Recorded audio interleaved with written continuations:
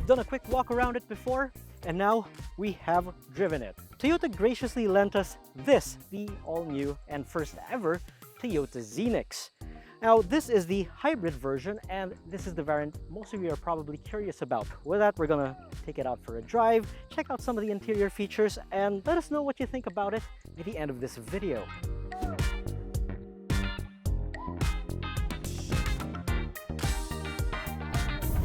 Well, a couple of first impressions. Well, it's a little bit more like a crossover now compared to an MPV. You got this longer hood up here at the front, bolder front end. It has a decent amount of ground clearance, and the body is about as long as the Innova. So we're hoping that because of the new front wheel drive layout, we're expecting more interior room out of this, but we'll get to that a little bit later.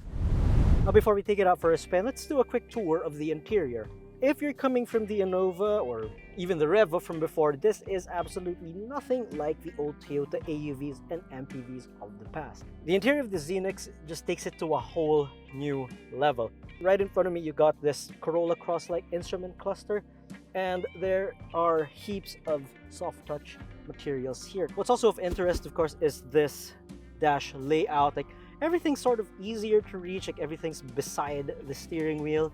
So that's a great mark when it comes to ergonomics, and we appreciate the fact that there are rear AC controls here, so there's no longer a need to reach all the way to the back. Of course, you got this free floating screen right here. It's got, of course, Apple CarPlay, Android Auto, because these days, which car doesn't?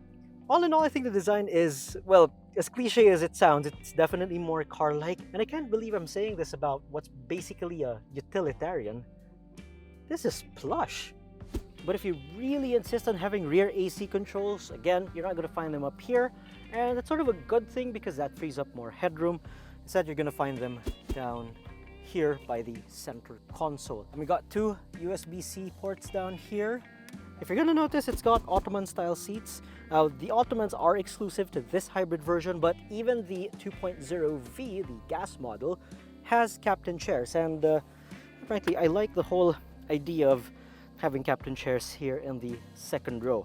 Now, some of you guys will probably say like, well, that totally removes some utility because instead of having an extra seat here, well, you have individual chairs.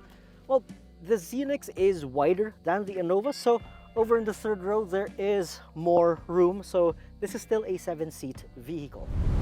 Right, so we're now in the hybrid model, the 2.0Q. There are several similarities with the standard gas model. The steering is light, the ride is comfortable, well, at least on pretty even pavement. Well, that's to be expected from a car-based chassis. Some differences though, because it has a regenerative braking system to recharge the car's batteries. Oh, the brakes are a touch grabbier. You have to be a little bit more wary for that.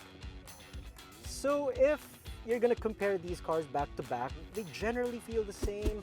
Even the ride's almost the same, and that's sort of a feat because hybrids are typically heavier than their gas counterparts to support the extra weight of the batteries and the motors and etc. So the fact that Toyota was able to sort of retain that ride quality is saying something. Now for the question some of you have been asking. So does the hybrid perform like the diesel?